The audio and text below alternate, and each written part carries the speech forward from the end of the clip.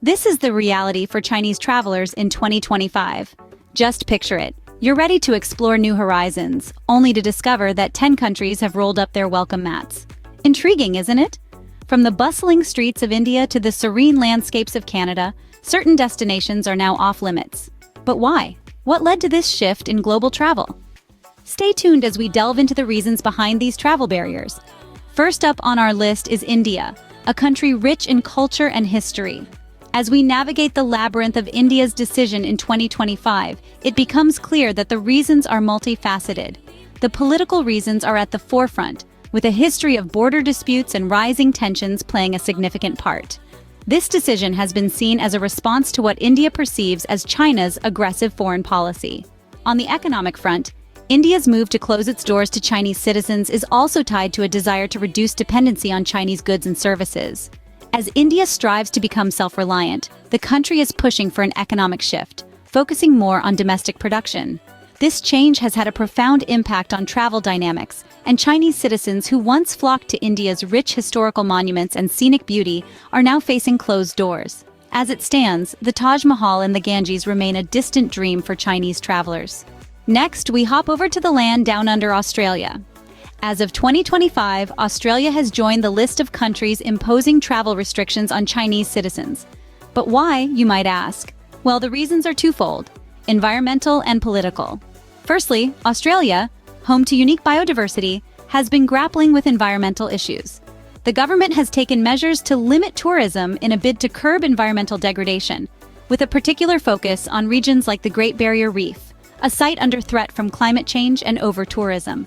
Secondly, political tensions have played a significant role.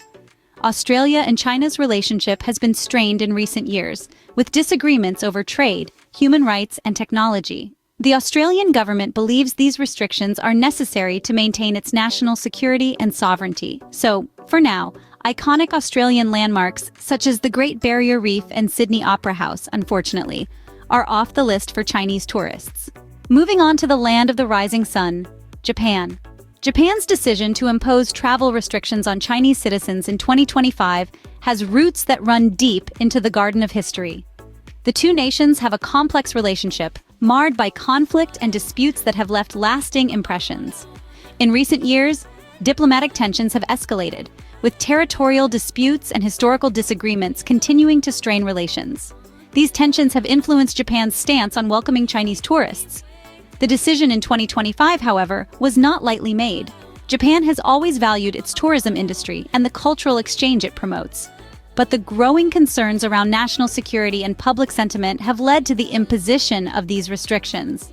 Sadly, the implications of this decision mean that the serene temples of Nara, the bustling streets of Tokyo, and the iconic Mount Fuji are off-limits to Chinese travelers. The cherry blossoms of Kyoto remain unseen by Chinese tourists in 2025.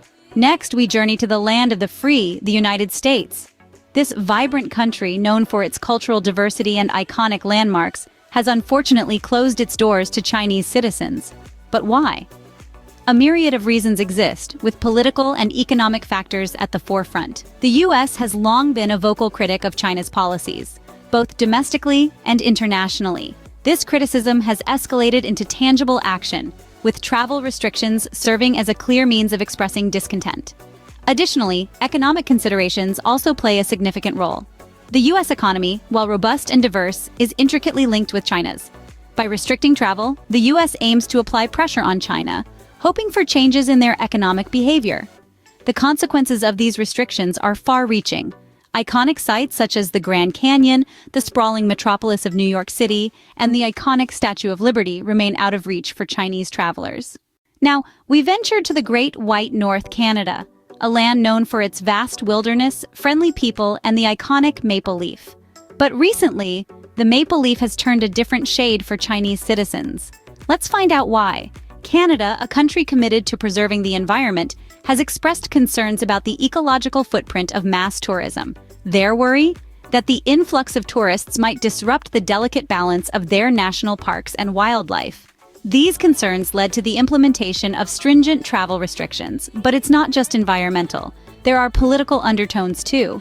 The diplomatic relations between Canada and China have been strained for years. Reports of espionage and trade disputes have only amplified the tension, culminating in the present travel embargo. It's a complex situation, and the repercussions are felt on both sides.